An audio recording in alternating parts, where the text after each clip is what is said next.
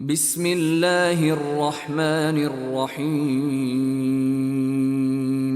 يا أيها المدثر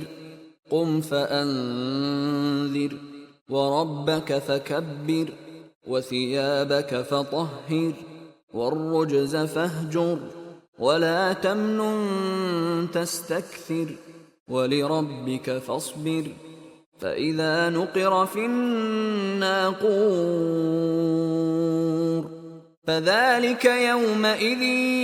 يوم عسير على الكافرين غير يسير ذرني ومن خلقت وحيدا وجعلت له مالا